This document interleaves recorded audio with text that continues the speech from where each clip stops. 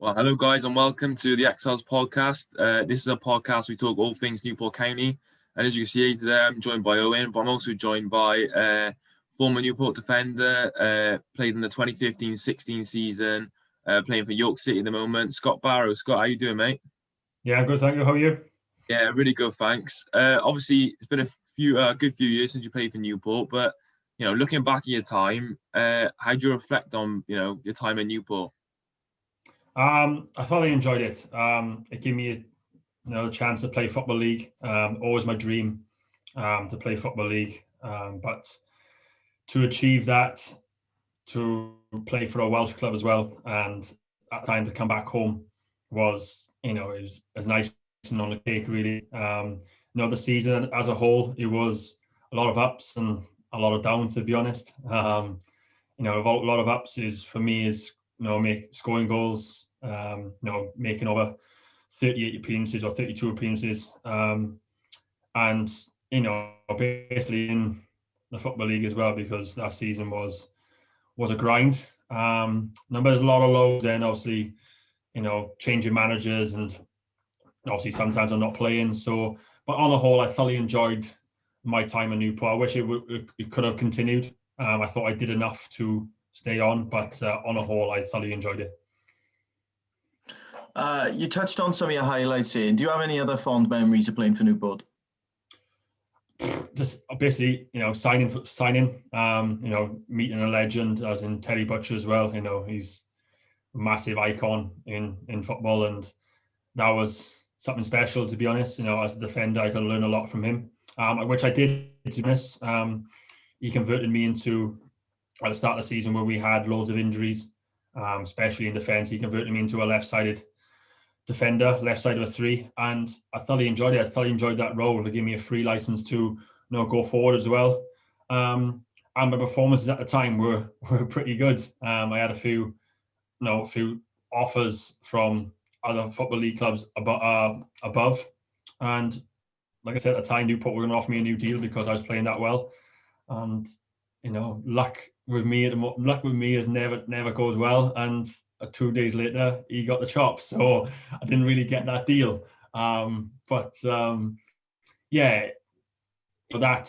Scoring goals. My first Football League goal, was against Stevenage.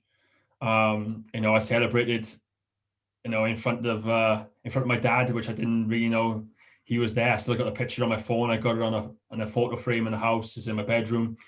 Something that will, last with me for a lifetime. And just playing for Newport. I've always wanted to play for a Welsh club. I nearly had a chance a couple of years before that in a conference, but never really materialised. But then to get that phone call during the summer to sign for Newport is like I said, it's any boy's dream to come home and play for a Welsh club. Whether I'm a Swansea fan, whether it's Swansea, Cardiff, Newport, wherever it is, in my eyes, I was coming home, and that year was something special for me.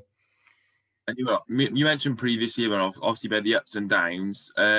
Obviously that season, Newport finished 22nd. Do you think that was like a fair representation of, the performances that the team put in that season, or?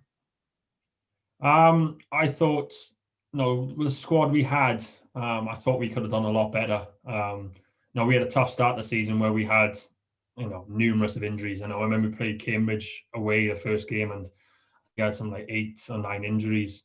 And then after that game, we had another 2 or 3 on top of that when we had to go and play Wolves in the One Cup.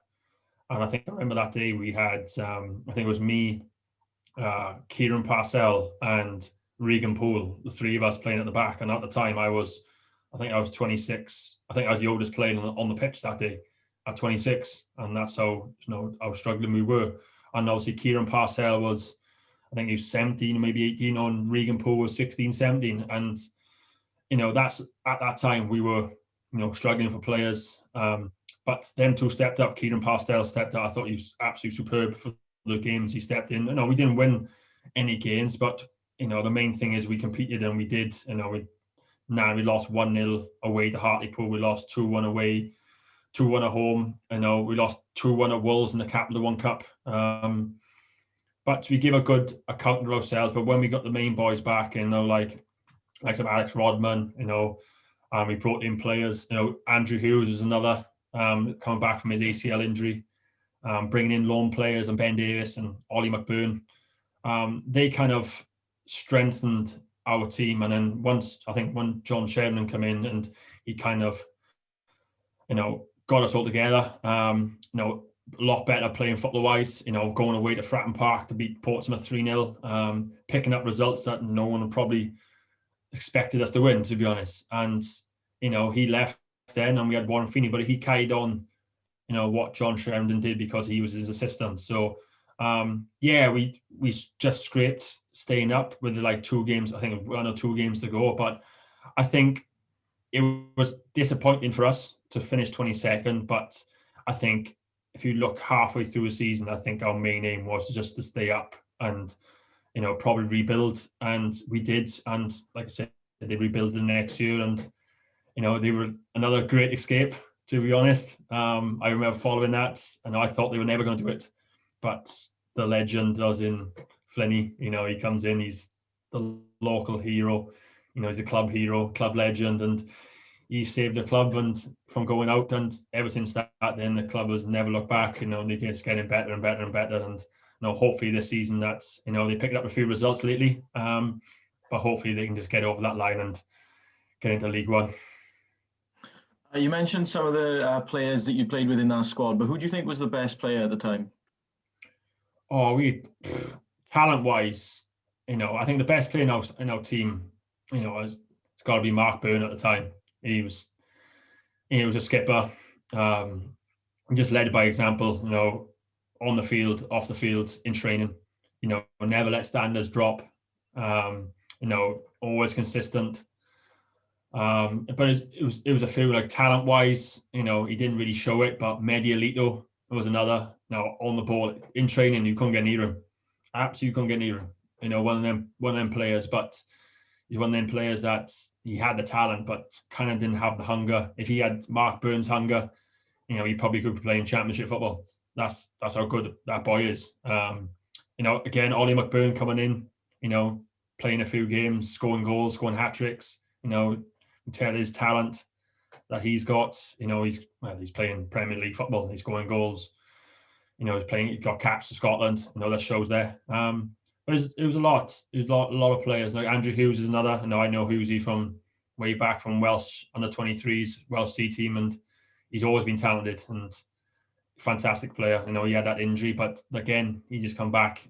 Sometimes when you have an injury that serious, it takes the time to rebuild it, get stronger, and he's just gone on to bigger and better things again. So yeah, in my opinion, the best player in that team is by far Mark Byrne. He's just unbelievable.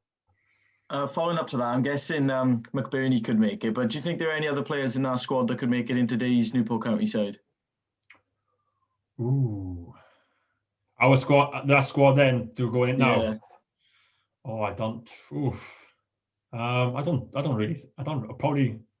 really think so, to be honest. I think Newport are a lot stronger now than they were when I was playing. They strong in all areas. The goalkeepers, where we had Joe Day back then, we just had Joe Day. Reece Taylor was in goals as well, a backup, which Reece Taylor is an unbelievable keeper. I played with him the season before that at Macclesfield, and he kept some like 25 clean sheets. I know that's how good that. But when you've got a good keeper as well in Joe Day, it's tough. You can't really let another talented keeper sit on the bench and not play. So obviously Reece went on loan. I'm saying the defence the Newport got now is very strong. Very, very strong. The wing backs you got strong. I don't think I would get in the team, to be honest. Sheps is one wing back, and Sheps is a great player. Obviously, a Forest Swansea City lad, always for Sheps. Josh Sheehan centre midfield. In my eyes, he's playing for Newport. It's fantastic, but that boy should be playing higher. He's a Welsh international now, and this shows. And I don't know why. As a Swansea fan of me, I don't know why Swansea just go back in and go and get him. As a local lad, go and get him because he's that good. Shouldn't have really let him go a couple of years ago, but I think it's done Josh a world of good to go and play football, especially in the Football League, grow in confidence, and he has. And now he's just getting better and better. Just the performances he puts in is superb. And then the strike force, you got Podrick Armand, he's a goal scorer, and the old man, Ellison, he's just score. You could score goal. You're going to score goals in any areas where, but at a time when in 2015, we had Linnell, John Lewis, we had Bodes, again, two fantastic players, but, we didn't really score a lot of goals that year. But now Newport have got strength in all areas, and it's good to see that they keep on going. But I would probably say Mark Byrne probably fit in, but other than that, no one else. And obviously, like from the season before, you joined Newport. You're playing in the National League. What do you make of that step up from National League to League Two? I thought it would be pretty hard, but it's kind of similar. You notice so many teams will get promoted from the conference, and they stay there. You think they struggle, but I say conference Premier football is a lot harder than League Two, because it's conference football. You've got a mixture of teams every week. You could play Stockport County, and you're playing football. Like, say, for example, when I was playing for Gateshead, we play football. We play for York now. We play football. We get the ball on deck and play. You play Stockport County, you go and play, Fylde, or you get the ball on deck and you play football. It's a very, very enjoyable game of football. But then you go and play the likes of Maidenhead, Bromley, Kettering, and you're playing at a mud bath, and the ball's just lumping up forward and there's tackles flying everywhere. They're the games that get you promoted and get you where you want to be. And it's hard. But then, like saying, you're playing League Two, you're playing in fantastic stadiums, fantastic pitches. The teams you're playing against, you all play the same way, bar probably a couple who don't. But I think once you get that step from conference into League Two, I think it's a lot easier, because you know what you're going into. The hard graft of getting out of that, the 6'5", the 6'6", big lunks in the conference that just smash and header it and can't kick it. But then you go and step in League Two, and this is where youngsters who want to go and make it in the Championship or want to go and make it in a career. Then you get players who are going to drop down from the Premier League, Championship, who just want to carry on playing football, and the standard's high. But it makes the conference sides, they've made that step already, so it's a lot easier for them, because they got nothing to fear. They got nothing to fear when they step into League Two. Looks like Harrogate this year. They've made it look so easy already. They'll probably strengthen again next year. Newport, for example, they are doing wonders, and the clubs have stepped up again and again and again, into League One and Championship, like Luton.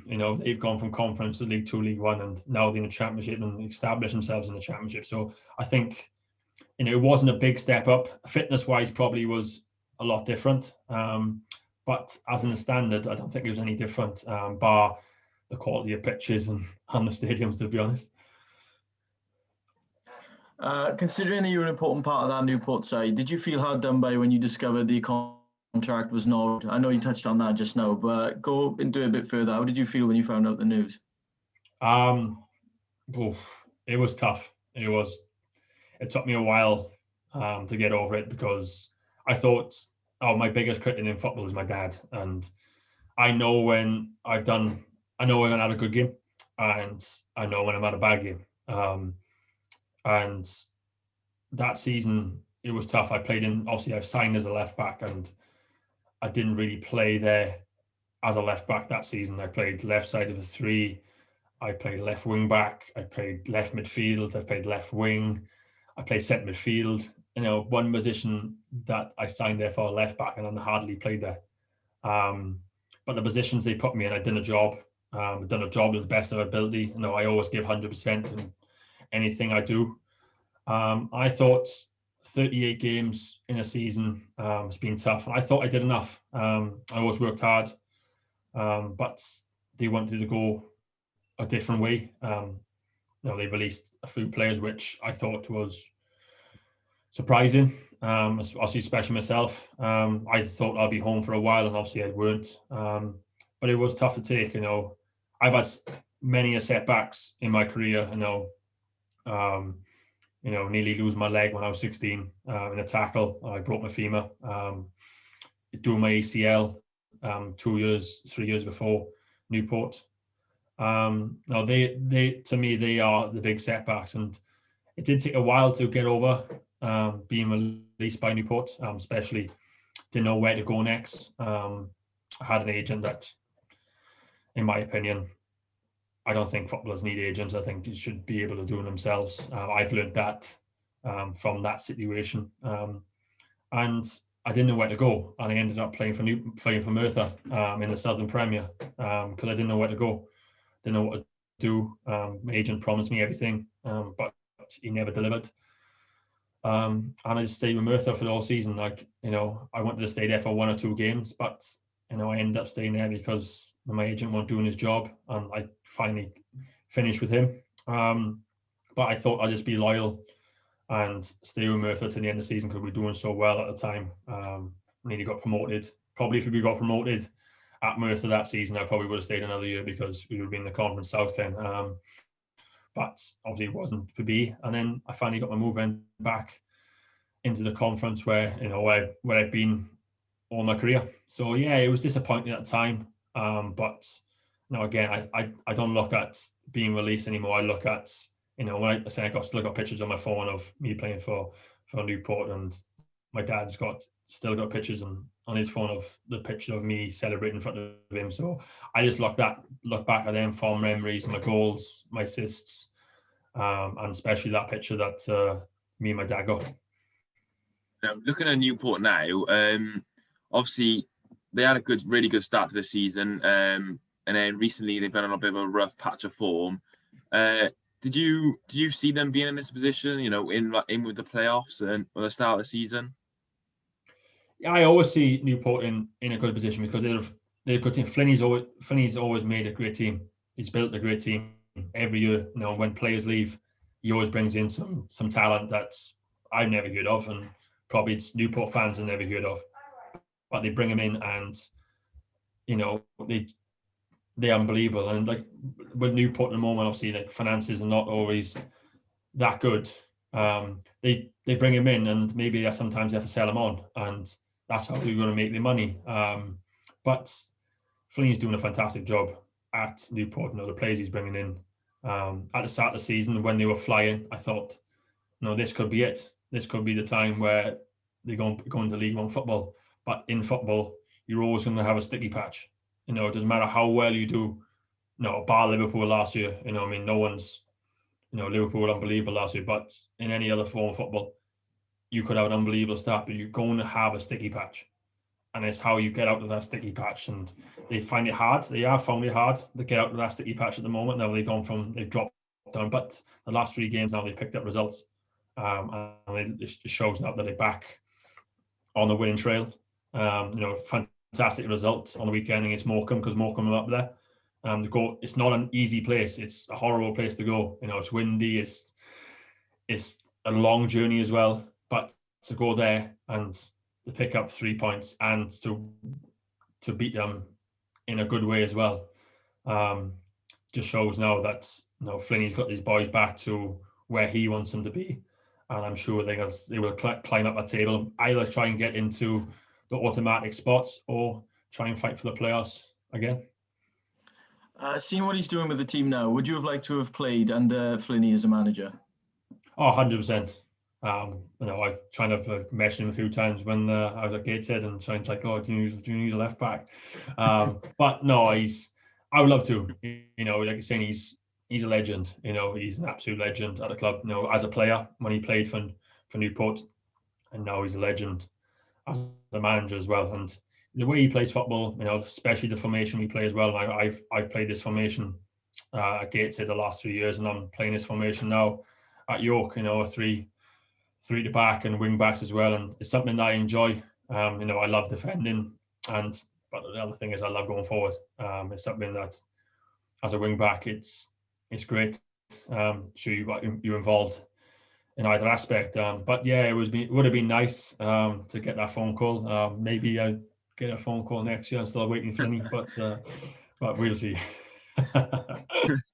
After experience the fans, you played with, how much do you think this season, obviously with COVID and stuff, how much do you think the players are missing the fans at the Roddy Parade? Oh, it's horrible, to be honest. It's tough to play because sometimes the fans motivate you. Like you're on a pitch, say you're losing 1-0 and you do something good, or you get a corner, for example, the crowd get behind you and it gives you that extra 10%, maybe 20% to get the next goal. I know it's this year's, it's the first time I've obviously experienced it, and it's quiet. You can hear yourself a lot on the pitch, all the arguing, and when you celebrate as well, you don't know where to go to celebrate. I know I scored for York this year, and the first game of the season, and I scored my right foot, which was very rare that I scored my right foot. I didn't know what to do. Literally, like I looked at the 3 stands. I was like, well, there's no stands. What do I do? Where do I go? I just like punched the air and I jumped on someone. I was like, well, that's a rubbish celebration. But it is tough. It is tough. It's tough all around. It's same as Premier League. I mean, it's like the Liverpool this year. They are struggling at home. Their record before that was unbelievable, and they lost their 6 games at home since. Maybe a factor is the fan, because the Cop End is unbelievable. But it is tough. But I think after a while you do get used to it. But you just can't wait to get them back. And especially like any fans, especially like at Bootham Crescent when you get 2,500 at York. They're loud, they're boisterous, I've played there before. I played there last season at Gate sitting against York on a bank holiday, and it was 3,500 there because there's 2 teams that were going for promotion. And I was just like, wow, when I signed this year, I wanted to play in front of them, but I never got that opportunity. I got the opportunity to play at Bootham Crescent, on record now. I've got the last goal at Bootham Crescent. We played a friend the other day. So in theory, I've got the last goal at Bootham Crescent, so I made history. But I'm looking forward now to, hopefully next season I get to play in the new stadium. I played in it against Fylde. It's a fantastic new stadium. But hopefully next year we get the fans back, and just fill every stadium, because football is nothing without fans, to be honest. It's nothing. The atmosphere, especially you fans, boys, where you go and watch a game, it's when you wake up that Saturday morning, you got that feeling, you've got a game to look forward to. It's unbelievable, and I just can't wait till you give them the green lights. And even if it's a couple of hundred or maybe 1,000, so it's fans, and it's a start, and maybe then we'll get that atmosphere back going again.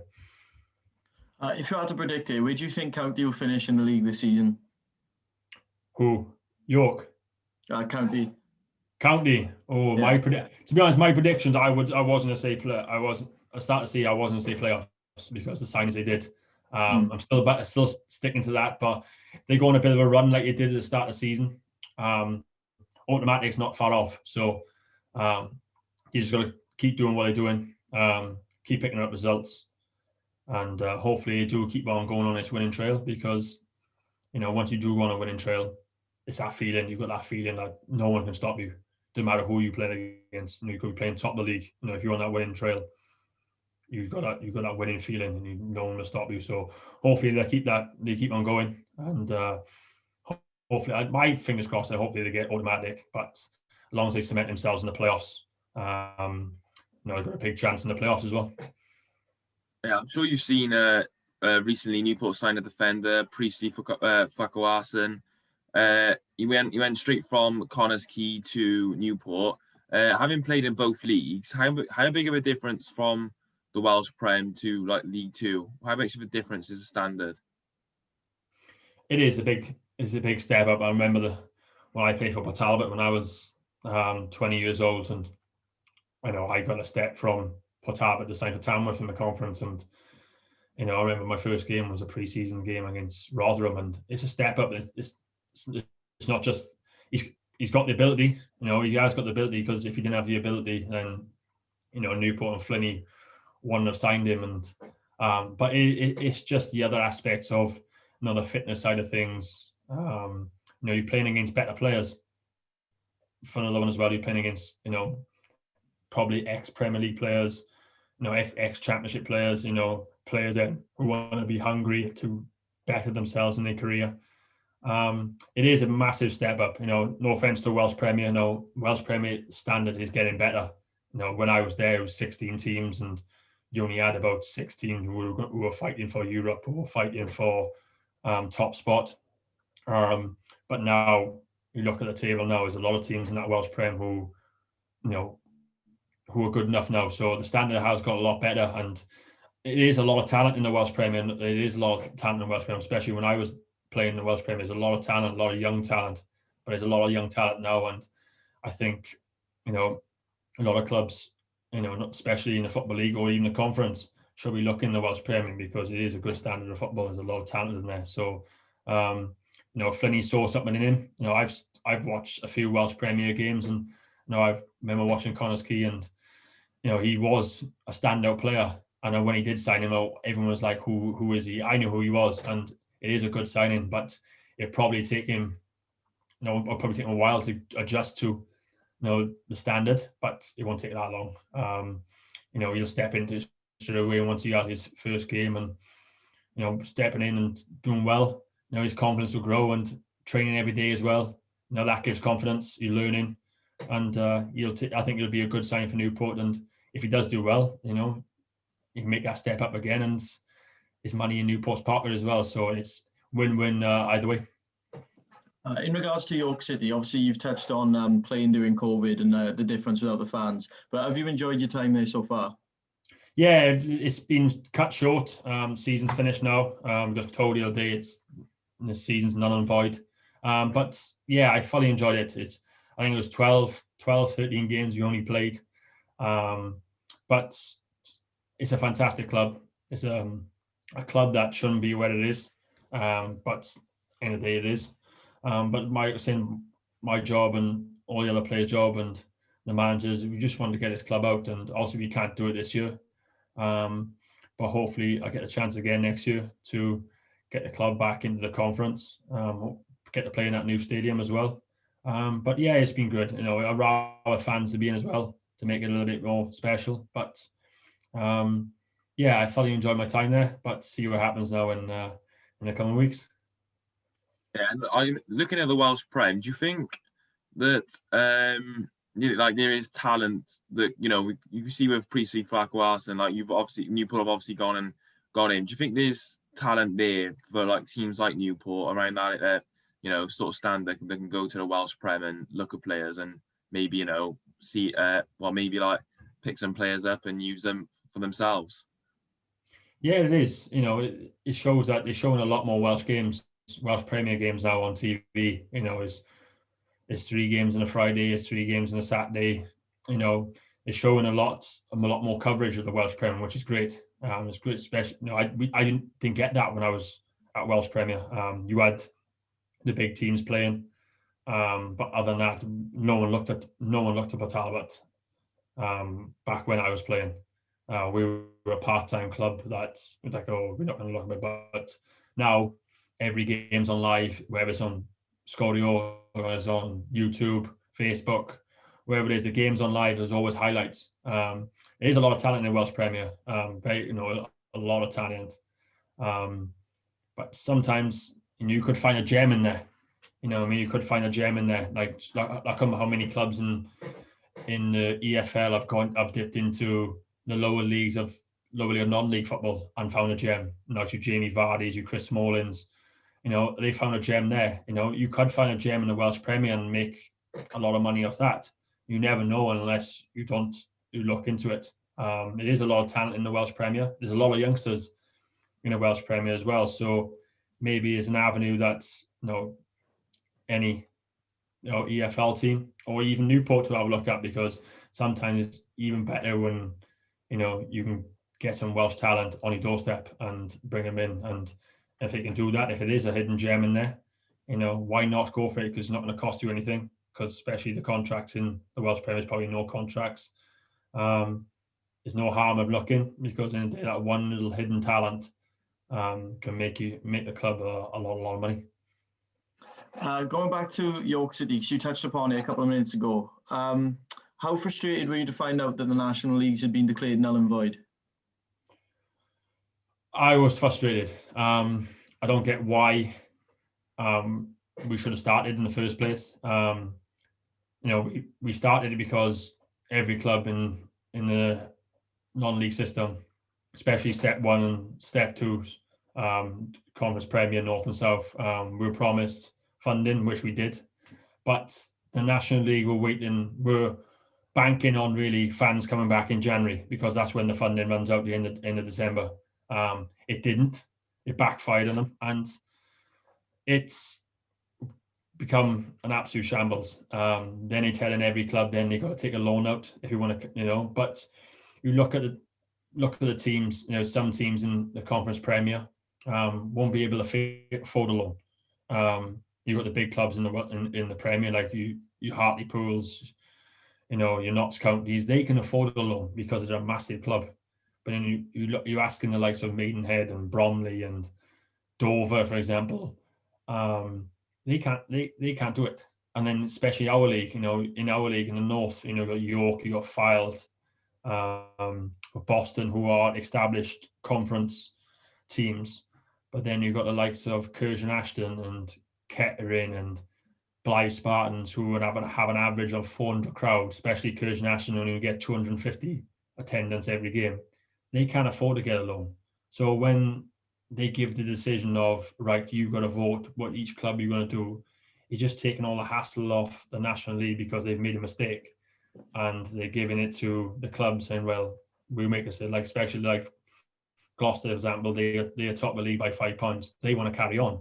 But then it's like Blythe Spartans, who are bottom of the league, and they've picked up something like 11 points. They don't want to carry on because they get to stay in the National League North, which has happened twice in 2 seasons. Blythe were bottom of the league last year, and they bottom of the league this year, and they get to stay in the Conference North.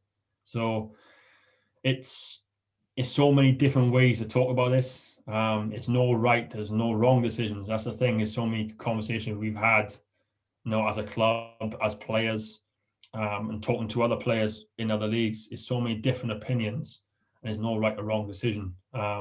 Now they finally made a decision of did they want to carry on. They wanted to start a mini league. The teams who wanted to carry on to try and fill them two gaps in the National League. Obviously, Macclesfield being one of them, because obviously they didn't play this season. That's one place.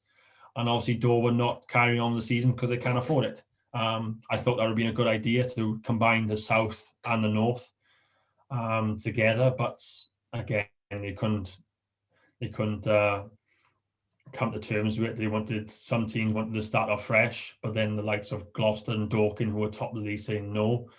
But then they wanted to do points per game and carry on from there. But then other clubs are saying, no, we're not doing this. It's unfair. And the other teams, it was going nowhere. And I think the last decision was from the FA, and the FA said no. So I think we're all waiting for what the reasons why it was null and void.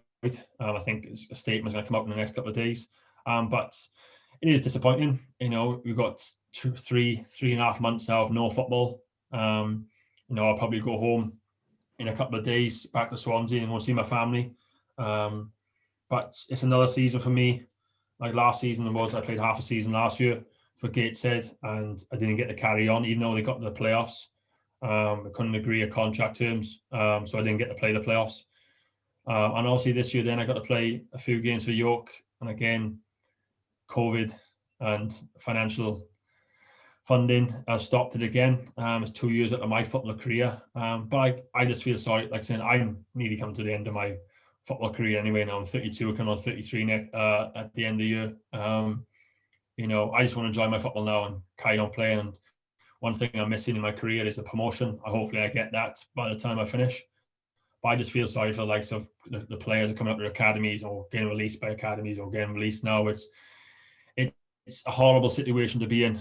It is a horrible situation, especially youngsters these days who haven't got no experience, and clubs that, if they are going to sign on and taking risks, it's frustrating for them, and it's frustrating for me as well, because I don't know what I'm doing next year. But we'll see what happens. But hopefully next year now is, hopefully in a couple of weeks, we get more clear of situation with COVID. with the pandemic as well. And hopefully by the time we come back to pre-season in July, I've set myself, hopefully I've got a new club, I've got a club. And hopefully by knowing July that you've got fans back in, it's something to look forward to. And hopefully we can get a full season in, not 2 seasons without football. Yeah, that's all we've got time for today, guys. Thank you, Scott, for coming on. It's been great to get an insight from you. Hopefully we can get back to football soon. No worries. Thank you, boys. Yeah, cheers for watching, guys. Make sure to give us a follow and subscribe. If you're on the account. Cheers, guys.